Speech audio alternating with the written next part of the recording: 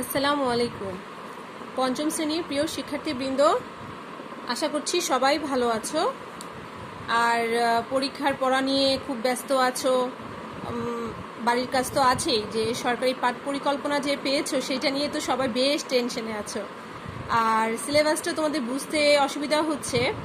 আসলে এটা তোমরা প্রথম টাইম মানে ফার্স্ট টাইম তোমরা করছো, এর জন্য তোমাদের কাছে একটু এলোমেলো মনে হচ্ছে, অনেকে বুঝতে পারছো না। এর পরবর্তীগুলো যখন করবে দেখবে তখন অনেকটাই সহজ হয়ে গেছে। এত টেনশনের কিছু নাই। তোমরা জুম ক্লাসে টিচারদের হেল্প নাও, আর ফোন করে কল করার মাধ্যমে টিচারের হেল্প যতটুকু পাবা তুমি, তার চাইতে বেশি হেল্প পাবে তুমি জুম ক্লাসে অ্যাটেন্ড করলে, কারণ ফোনে কিন্তু সবকিছু বোঝানো যায় না। তোমরা যদি নিজেরা না জিজ্ঞেস করতে পারো, না বুঝো, তাহলে তোমার আম্মু বা আব্বু যেই আছেন পাশে যে থাকেন সেও ক্যামেরার সামনে এসে জিজ্ঞেস করতে পারে, কোনো অসুবিধা নাই, টিচাররা হেল্প করবে। ইভেন আমার ক্লাসে তোমাদের যেটা যেটা বুঝতে অসুবিধা হয় তোমরা প্রশ্ন করবে, আমি বলে দিব। ফোনে কিন্তু সব বোঝানো যায় না। আচ্ছা, তো চলো আমরা পড়াশোনায় যাচ্ছি। আমাদের কিন্তু অধ্যায় 12 আমরা আছি, আমরা পার্ট 1 পড়েছিলাম। অধ্যায় 12 পড়লেই কিন্তু আমাদের সিলেবাস কমপ্লিট। পরীক্ষার সবার কমপ্লেন, সবার অভিযোগ, কমপ্লেন না অভিযোগ, আমাকে বলছে যে সিলেবাস কমান নাই কেন? সবাই কমালো, আপনি কমালেন না কেন? আমি কমাই নাই, কারণ আমার সিলেবাস কমপ্লিট, সেজন্য। আর তাছাড়া অধ্যায়গুলো তো অনেক সহজ, তোমরা পারবে, তোমরা অনেক লক্ষ্মী, তোমরা সব পারবে। আচ্ছা, আজকে আমরা পার্ট 2 পড়ি। হ্যাঁ, পার্ট 2 আছে অধ্যায় 12। দেখো, অধ্যায় 12 জাতিসংঘের উন্নয়নমূলক সংস্থা। জাতিসংঘের জাতিসংঘ যে বিভিন্ন উন্নয়নমূলক কাজগুলো থাকে, সেই কাজগুলো বিভিন্ন সংস্থার মাধ্যমে সম্পন্ন করে। এক এক সংস্থা এক এক ধরনের উন্নয়নমূলক কাজ করে থাকে। তোমরা তো শুনেছো যে ইউনিসেফ, যে তোমরা মিনা কার্টুন দেখি আমরা টিভিতে, ওখানে দেখা যায় যে ইউনিসেফের তৈরি। তারপরে হচ্ছে ইউএনডিপির নাম শুনেছো, ইউনেস্কোর নাম শুনেছো, বিশ্ব ব্যাংকের নাম শুনেছো। তো আজকে আমরা সেগুলো সম্পর্কে পড়বো। এগুলো হচ্ছে জাতিসংঘের উন্নয়নমূলক সংস্থা। এগুলোর মাধ্যমে জাতিসংঘ তার সদস্য রাষ্ট্রগুলোর মধ্যে বিভিন্ন উন্নয়নমূলক কাজ করে থাকে। তো দেখো, আমি পড়ছি যে জাতিসংঘের বিভিন্ন সংস্থা আছে যার মাধ্যমে জাতিসংঘ সদস্য রাষ্ট্রগুলোর জন্য উন্নয়নমূলক কাজ করে থাকে। ব্র্যাকেট দাও। এখানে প্রশ্ন হতে পারে, জাতিসংঘ কিভাবে উন্নয়নমূলক কাজ করে থাকে তার সদস্য রাষ্ট্রগুলোর জন্য। এই সংস্থাগুলো বাংলাদেশের বিভিন্ন ক্ষেত্রে কাজ করছে, অর্থাৎ জাতিসংঘের উন্নয়নমূলক সংস্থাগুলো বাংলাদেশের বিভিন্ন ক্ষেত্রেও কাজ করে যাচ্ছে। যেমন দেখো, ওয়ার্ল্ড ব্যাংক, বিশ্ব ব্যাংক, অর্থাৎ বাংলায় হচ্ছে বিশ্ব ব্যাংক। এর লগোটা দেখো কেমন। এর প্রত্যেকটা মুখস্থ করতে হবে, এই জন্য আমি ব্র্যাকেট দিলাম না, শুধু টিক দিলাম। এর সদর দপ্তর যুক্তরাষ্ট্রের ওয়াশিংটনে। সদর দপ্তর মানে হেড অফিস, যেখান থেকে এর কাজ সারা বিশ্বে পরিচালনা করা হয়। বিশ্ব ব্যাংক বিশ্বের বিভিন্ন দেশের উন্নয়নে গৃহীত বিভিন্ন প্রকল্পে সাহায্য দিয়ে থাকে। তাহলে এখানে আমরা প্রশ্ন পেলাম, বিশ্ব ব্যাংকের কাজ কি? এখান থেকে এই পর্যন্ত সদর দপ্তর, এখান থেকে এই পর্যন্ত। এবার দেখো ইউএনডিপি লগোটা দেখো। ইউএনডিপি এর মূল কাজ বিভিন্ন দেশের উন্নয়নে কাজ করা এবং জাতিসংঘের কাজগুলোর মধ্যে সমন্বয় সাধন। বাংলাদেশে পরিবেশ উন্নয়ন, দুর্যোগ ব্যবস্থাপনা, দারিদ্র্য বিমোচন ইত্যাদি ক্ষেত্রে এই প্রতিষ্ঠানটি কাজ করছে। তাহলে বাংলাদেশের জন্য কাজ করছে এখান থেকে এতটুকু, আর বিভিন্ন দেশে কাজ করছে ইউএনডিপি এখান থেকে এতটুকু। এবার দেখো ইউনেস্কো লগোটা তোমরা দেখো, ইউনেস্কো লগো। আচ্ছা, ইউনেস্কো এটি সাংস্কৃতিক ও শিক্ষা বিষয়ক সংস্থা। এর সদর দপ্তর ফ্রান্সের প্যারিসে। আচ্ছা, ফ্রান্সের প্যারিসের সদর দপ্তর। ইউনেস্কোর উদ্যোগে 21শে ফেব্রুয়ারি আমাদের ভাষা শহীদ দিবস, আন্তর্জাতিক মাতৃভাষা দিবস এবং বঙ্গবন্ধুর ঐতিহাসিক 7ই মার্চের ভাষণ ডকুমেন্টারি হেরিটেজ বিশ্ব প্রামাণ্য ঐতিহ্য হিসেবে মর্যাদা পেয়েছে। এছাড়াও এদেশে পাহাড়পুর সহ অন্যান্য প্রত্নতাত্ত্বিক নিদর্শন ও সুন্দরবন রক্ষা ইউনেস্কো সহযোগিতা করছে। এটা খুব ইম্পর্টেন্ট যে বাংলাদেশের ক্ষেত্রে ইউনেস্কো কিভাবে কাজ করছে বা কি কাজ করছে। অথবা এভাবেও আসতে পারে, ইউনেস্কোর কাজগুলো লিখো। এবার দেখো, বিশ্ব স্বাস্থ্য সংস্থা স্বাস্থ্য উন্নয়নের কাজ করে। এই যে এটা লগো দেখো। এবং বিশ্ব স্বাস্থ্য সংস্থার বিষয় কিন্তু আমরা সবাই জানি, কারণ এখন করোনা পরিস্থিতিতে কিন্তু বিশ্ব স্বাস্থ্য সংস্থাই দিক নির্দেশনা দিচ্ছে সব দেশকে। আচ্ছা, বিশ্ব স্বাস্থ্য সংস্থা, এখান থেকে প্রশ্ন আসতে পারে, বিশ্ব স্বাস্থ্য সংস্থার কাজ কি? বিশ্ব তাহলে হবে বিশ্বের 6টি অঞ্চলে কার্যক্রম পরিচালনা করে। বাংলাদেশের সংস্থাটি দক্ষিণ পূর্ব এশিয়া অঞ্চলের অন্তর্ভুক্ত। বিশ্বের বিভিন্ন দেশের মানুষকে স্বাস্থ্য রক্ষার প্রয়োজনীয়তা উপায় সম্পর্কে সচেতন করার জন্য প্রতি বছর 7 এপ্রিল তারিখে সংস্থাটির উদ্যোগে বিশ্ব স্বাস্থ্য দিবস পালিত হয়। মা ও শিশুর স্বাস্থ্য, পুষ্টি, পরিবার পরিকল্পনা ইত্যাদি ক্ষেত্রে বিশ্ব স্বাস্থ্য সংস্থা কাজ করে যাচ্ছে। আমরা যদি বলা হয় প্রতি বছর বিশ্ব স্বাস্থ্য সংস্থা দিবস কত তারিখে পালন করা হয়, এবং যদি বলা হয় বিশ্ব স্বাস্থ্য দিবস পালন করা হয় কেন, তখন এখান থেকে এই পর্যন্ত হবে। আর কোন কোন ক্ষেত্রে কাজ করছে এখান থেকে এই পর্যন্ত। তোমরা এখানে প্রত্যেকটা পয়েন্ট আলাদা আলাদা করে লিখবা, এখানে প্রত্যেকটা বিষয়, তাহলে এটা বড় প্রশ্ন হয়ে যাবে। এবার দেখো খাদ্য কৃষি সংস্থা অর্থাৎ ফাও, ফুড অ্যান্ড এগ্রিকালচারাল অর্গানাইজেশন। ফাও দেখো এর লগোটা দেখো।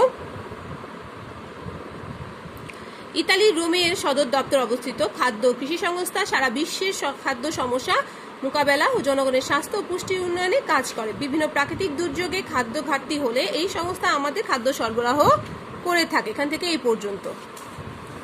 ইউনিসেফ এর পুরো নাম জাতিসংঘ আন্তর্জাতিক শিশু তহবিল। ইউনিসেফটা কিন্তু খুব ইম্পর্টেন্ট হয়। ইউনিসেফ, তারপরে ইউনেস্কো, ইউনিসেফ, বিশ্ব স্বাস্থ্য সংস্থা, এগুলোর কাজগুলো কিন্তু খুব আসে পরীক্ষায়। যুক্তরাষ্ট্রের নিউ ইয়র্ক শহরে সদর দপ্তর অবস্থিত। ইউনিসেফ শিশুদের, এখান থেকে ব্র্যাকেট দাও, ইউনিসেফ শিশুদের প্রাথমিক শিক্ষা, গ্রামে বিশুদ্ধ পানি সরবরাহ, স্বাস্থ্যসম্মত পায়খানা তৈরি, মা ও শিশুর স্বাস্থ্য রক্ষা, শিশুদের বিভিন্ন প্রতিষেধক টিকাদান ইত্যাদি কাজ করে। তাহলে এখানে আসতে পারে ইউনিসেফের সদর দপ্তর কি, ইউনিসেফের পুরো নাম কি, ইউনিসেফের সদর দপ্তর কোথায়, ইউনিসেফের কাজগুলো কি কি, কাজগুলো কি কি আসছে, এই প্রত্যেকটা পয়েন্ট আলাদা আলাদা করে লিখবা নাম্বার দিয়ে 1 2 3 এভাবে। এখানে ছিল আমাদের পাঠের পড়ায়। এবার আমরা কাজে যাচ্ছি। কাজে দেখো কত কি বলেছে। উল্লেখিত সংস্থাগুলো বাংলাদেশে কি ধরনের সহায়তা প্রদান করে, যে কোনো একটি সংস্থা নিয়ে শিক্ষকের সহায়তায় তালিকা তৈরি করো। এইখানে যে উল্লেখিত যে সংস্থাগুলো বলেছে সেগুলো বাংলাদেশের জন্য কিভাবে সহায়তা করে বা কি ধরনের, এখানে তোমরা লিখতে পারো। এই যে এখান থেকে আমি লিখবো যে বিশ্ব ব্যাংক আমাদের দেশের উন্নয়নে বিভিন্ন প্রকল্পে সাহায্য করে থাকে, অর্থ দিয়ে সাহায্য করে। তারপরে এখানে দেখো বাংলাদেশের জন্য কি করে, ইউএনডিপি দাগানোই আছে, উল্লেখই করা আছে। তারপরে এখানে ইউনেস্কো কি করেছে বাংলাদেশের জন্য। তারপর বিশ্ব স্বাস্থ্য সংস্থা বাংলাদেশের জন্য তো অনেক করছে, আমাদের দেশের মা ও শিশু স্বাস্থ্য রক্ষায় পরিবার পরিকল্পনা অবদান রাখছে। তারপরে ফাও আমাদের দেশের এই যেখানে আছে যে বিভিন্ন প্রাকৃতিক দুর্যোগে খাদ্য ঘাটতি দেখা দিলে এই সংস্থা আমাদের দেশে আমাদের জন্য খাদ্য সরবরাহ করে। আর ইউনিসেফ এই যে কাজগুলো দেখছো এইগুলো কিন্তু ইউনিসেফ আমাদের জন্য সারা বিশ্বে তো করেই, বিশেষ করে আমাদের মতো উন্নয়নশীল দেশের জন্য করে থাকে।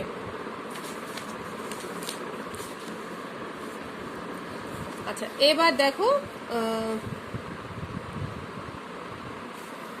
বিশ্ব স্বাস্থ্য দিবস উপলক্ষে বিদ্যালয়ে কি করা যায়, এটা দরকার নাই। এলাকার স্বাস্থ্য সুরক্ষায় কোন বিষয়গুলো গুরুত্বপূর্ণ, এটা তুমি নিজে থেকে লিখবা। স্বাস্থ্য সুরক্ষায় কোন বিষয়গুলো গুরুত্বপূর্ণ তুমি নিজে থেকে লিখবে। এটা আমি বলবো না, ঠিক আছে? এটা তুমিই জানো যে এলাকার স্বাস্থ্য রক্ষা কি করা উচিত। বিশুদ্ধ পানি দিয়ে সরবরাহ করবে, খাদ্য স্বাস্থ্যসম্মত পায়খানা ব্যবহার, 2টা বলে দিলাম, বাকিগুলো তোমরা নিজেরা করবা। এবার দেখো এইটা ইম্পর্টেন্ট। বাংলাদেশে বিশ্ব ব্যাংক দ্বারা পরিচালিত একটি প্রকল্পের নাম CAAC, case clean air and sustainable environment. Case এর বাংলা অর্থ হচ্ছে বিশুদ্ধ বায়ু ও টেকসই উন্নয়ন বিশুদ্ধ বায়ু ও টেকসই পরিবেশ। এই প্রকল্পের লক্ষ্য যানবাহন ও ইটের ভাটা থেকে নির্গত দূষণ দূর করা। এখান থেকে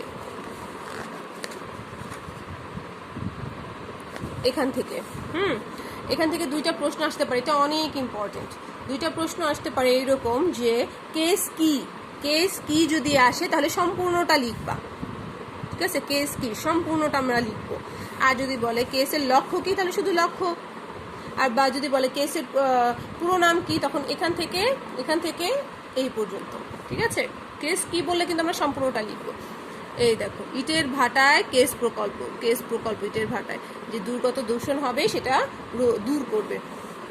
জনগণ যেন দূষণমুক্ত বায়ু সেবন করতে পারে, দূষণমুক্ত বায়ু সেবন করতে পারে, সেজন্য তুমি কোন বিষয়গুলো প্রকল্পটির জন্য সুপারিশ করবে। এক্ষেত্রে তুমি যেটা করতে বলতে পারবে যে ইটের ভাটা লোকালয় থেকে দূরে স্থাপন করতে হবে, ইটের ভাটায় কাঠের পরিবর্তে বিকল্প জ্বালানি ব্যবহার করব, ইটের ভাটায় পরিবেশ বান্ধব চিমনি ব্যবহার করব, মেয়াদোত্তীর্ণ যানবাহন বন্ধের কথা বলবো, যানবাহনে রূপান্তরিত গ্যাস প্রাকৃতিক গ্যাসের ব্যবহারের কথা বলবো, বৃক্ষরোপণ কর্মসূচি বাস্তবায়ন করার কথা বলবো। এই সকল বিষয়গুলো আমি সুপারিশ করতে পারি। আচ্ছা, ঘ, সঠিক উত্তরের পাশে টিক চিহ্ন দাও। কোন সংস্থাটি শিশুদের জন্য কাজ করে? এটা তো সবাই পারার কথা, তারপর আমি বলে দিচ্ছি ইউনিসেফ। শিশুদের স্বাস্থ্য সংস্থার জন্য ইউনিসেফ শিশুদের জন্য কাজ করে।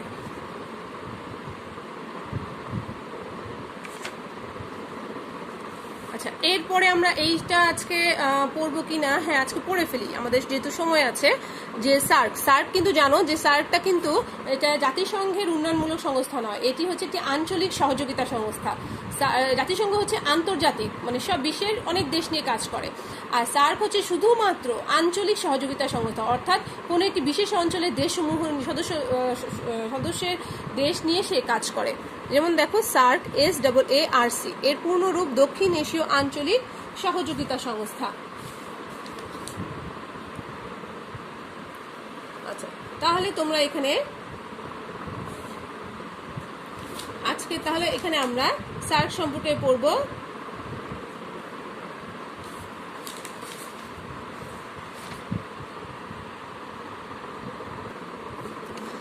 আচ্ছা দেখো, সার্ক এর পূর্ণরূপ হচ্ছে দক্ষিণ এশীয় আঞ্চলিক সহযোগিতা সংস্থা।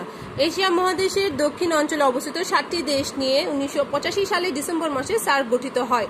পরবর্তীতে 2007 সালে আফগানিস্তান যুক্ত হয়। জাতিসংঘের মতো সার্কও একটি স্বাধীন উন্নয়নমূলক সংস্থা। জাতিসংঘ তো একটি উন্নয়নমূলক সংস্থা, তবে ওটা হচ্ছে আন্তর্জাতিক, আর সার্ক হচ্ছে আঞ্চলিক। আচ্ছা, আমি এখান থেকে এতটুকু দাগ দিব। তাহলে বর্তমানে সার্কের সদস্য দেশ হচ্ছে 8টি। এই যে দেখো, এই কয়টি দেশ নিয়ে এখানে উল্লেখ করা আছে দেশগুলো মানচিত্রে। এবার দেখো সার্ক গঠনের লক্ষ্য উদ্দেশ্য। সার্ক কেন গঠন করা হয়েছে, লক্ষ্য বা উদ্দেশ্য কি? এর লক্ষ্য হচ্ছে সদস্য দেশগুলোর অর্থনৈতিক, সামাজিক ও সাংস্কৃতিক অবস্থা দ্রুত উন্নয়ন করা, দেশগুলোর বিভিন্ন বিষয়ে আত্মনির্ভরশীল হতে সাহায্য করা, বিভিন্ন আন্তর্জাতিক সংস্থার সাথে সহযোগিতাপূর্ণ সম্পর্ক তৈরি করার মাধ্যমে দেশগুলোর উন্নয়ন সাধন করা, দেশগুলোর মধ্যে ভ্রাতৃত্ব সৃষ্টি ও পরস্পর মিলেমিশে চলা, সদস্য দেশগুলোর স্বাধীনতা রক্ষা ও ভৌগোলিক সীমা মেনে চলা, এক রাষ্ট্র কর্তৃক অন্য রাষ্ট্রের অভ্যন্তরীণ বিষয়ে হস্তক্ষেপ না করা। এটা হচ্ছে উদ্দেশ্য, এটা মুখস্থ করতে হবে। এটা বড় প্রশ্ন হিসেবে 99% ইম্পর্টেন্ট, অনেক ইম্পর্টেন্ট। আচ্ছা দেখো, আমরা একটু সার্কের সদস্য দেশগুলো দেখি। ভারত, পাকিস্তান, আফগানিস্তান, নেপাল, ভুটান, বাংলাদেশ, এটা কি শ্রীলঙ্কা, এটা কি মালদ্বীপ। হ্যাঁ, তাহলে এগুলো তোমরা পড়বে। এখানে সার্কের অন্তর্ভুক্ত সদস্য রাষ্ট্রগুলো কি কি নাম। এবার আমরা বড় প্রশ্ন এখানে কাজগুলো করছি, যে কথা বলেছে জাতিসংঘ এবং সার্ক কোন কোন কাজগুলো করতে পারে এবং কোন কোন কাজগুলো করতে পারে না, শিক্ষকের সহায়তা আলোচনা করো। জাতিসংঘ ও সার্কের মতো সংস্থার প্রয়োজন কেন? আচ্ছা, এখানে যদি আমরা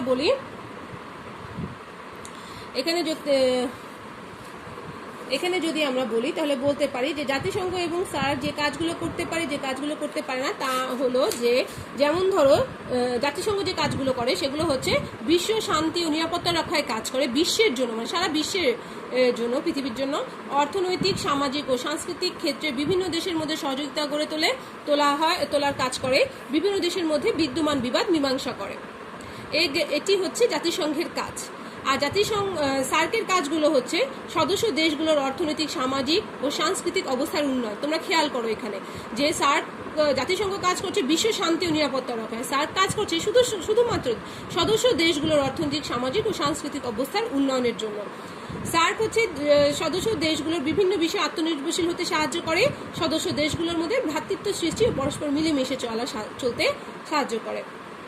গেল দুজনের কাজ। এবার আসবে কোন কাজগুলো এরা করতে পারে না। জাতিসংঘ যে কাজগুলো করতে পারে না সেগুলো হলো, কোনো দেশের বিরুদ্ধে অবৈধভাবে সামরিক হস্তক্ষেপ করতে পারবে না, আবেদন না করা সত্ত্বেও কোনো দেশের আইনগত জটিলতায় হস্তক্ষেপ করতে পারবে না,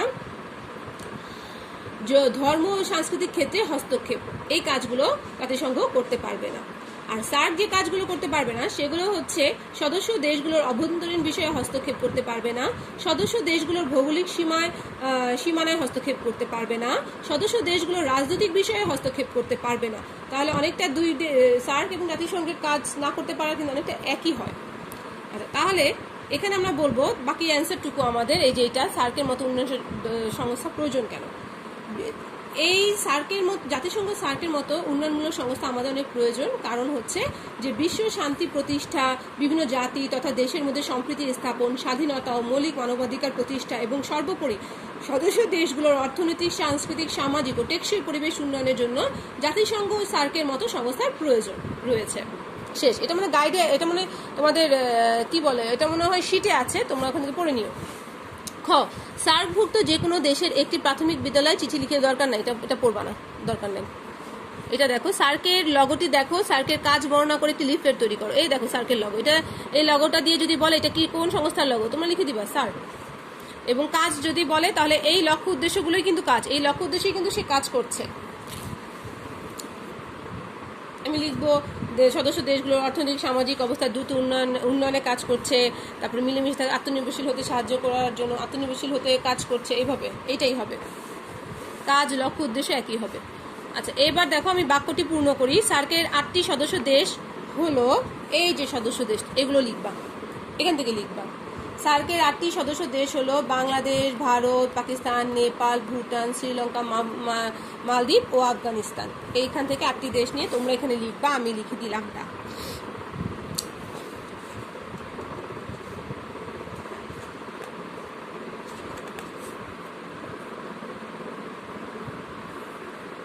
আচ্ছা, এই ছিল আমাদের আজকের পড়া। আর এখানে একটা কথা তোমাদের বইয়ে উল্লেখ নাই, সেটা হচ্ছে এটার কিন্তু সদর দপ্তর উল্লেখ নাই, মানে এর সদর দপ্তরটা কোথায় সার্কের।